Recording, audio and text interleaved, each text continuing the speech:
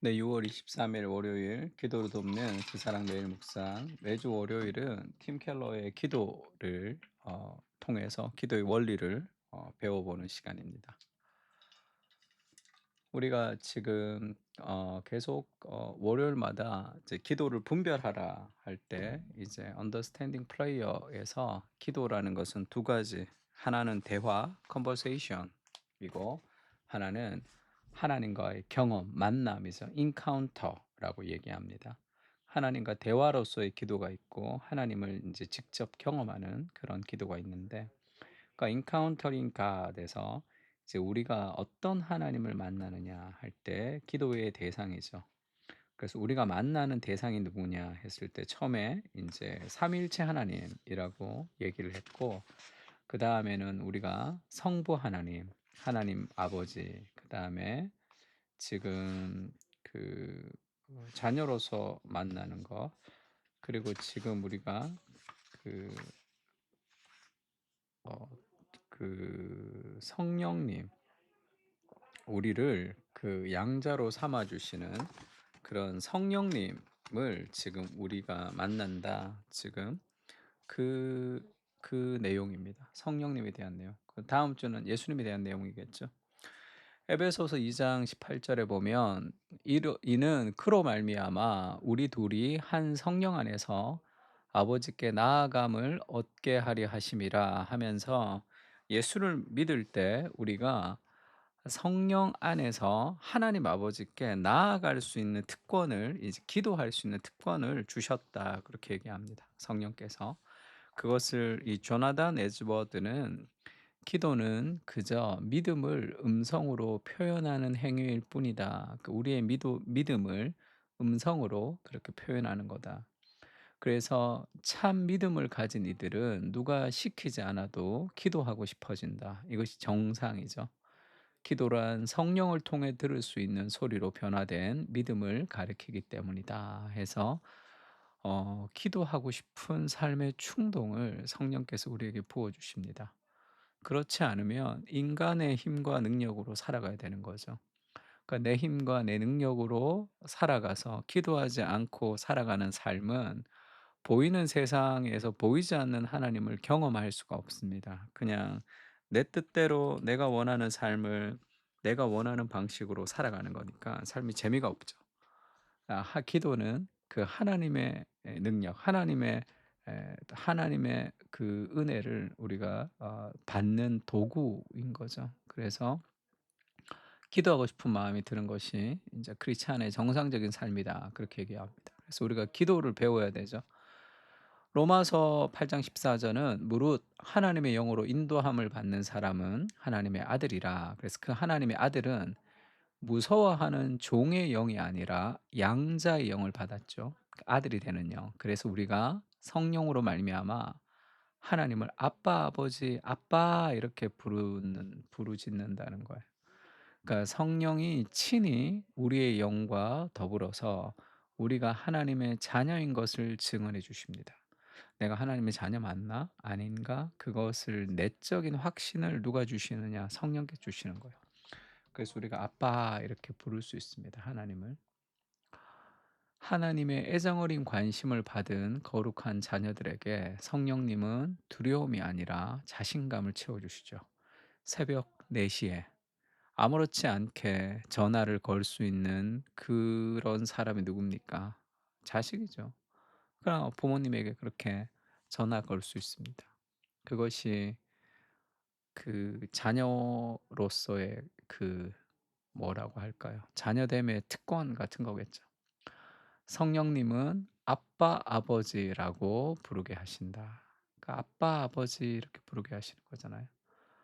우리 시우가 이번에 그 시험 친다고 이제 공부를 좀 벼락치기 같이 좀 공부를 한다고 기숙사에서 나와 가지고 밤에 12시 부터 새벽 또 2시, 3시 까지 공부하다가 이제 가겠다, 인제 그렇게 얘기를 하니까 저희 아내가 스카이죠. 스터디 카페에서 그 기숙사까지 한 10분, 15분 걸리니까 새벽에 걸어가야 되니까 새벽 3 시에 전화하라 그러더라고요. 그러면 새벽 3 시에 전화하면 엄마가 깨서 받는 거잖아. 그래서 갈 때까지 방에 갈 때까지 이런저런 얘기하는 거죠. 그런 부모의 심정보다 더 따뜻하고 다정하게 하나님이 우리에게 아버지가 되신다는 거예요. 그래서 아빠라는 것은 그거는 굉장히 유대인들에게 하나님께 감히 붙일 수 없는 호칭이지만 예수님은 "아빠 그렇게 불러라." 그렇게 얘기하죠.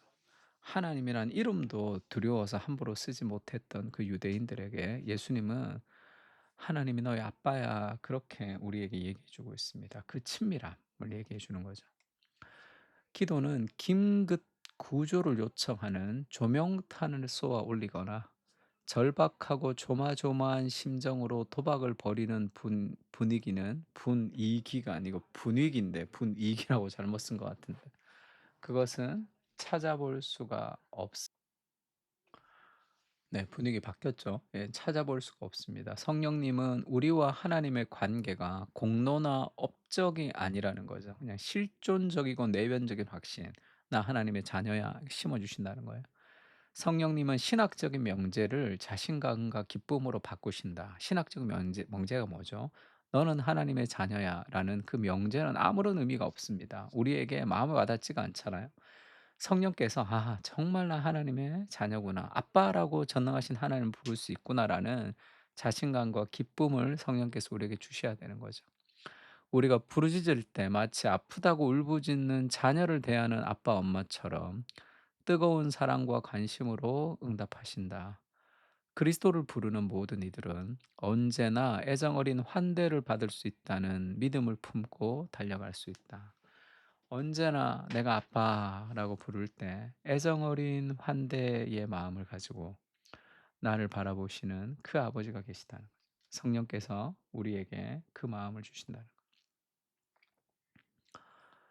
그리고 성령도 우리의 연약함을 도우신다. 우리가 마땅히 기도할 바를 알지 못하나 성령이 말할 수 없는 탄식으로 우리를 위하여 친히 간구하신다.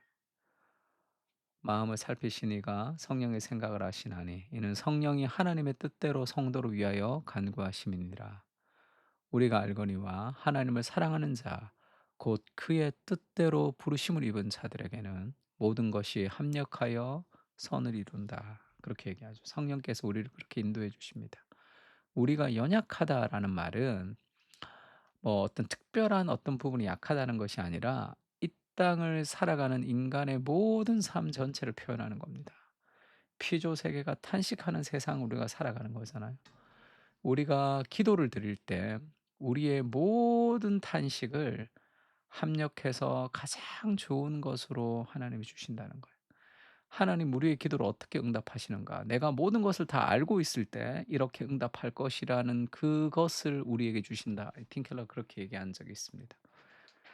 가장 선한 것을 주시는 거죠. 말할 수 없는 탄식으로 내가 기도해도 하나님은 가장 아름답고 가장 적절한 것으로 내게 응답해 주십니다.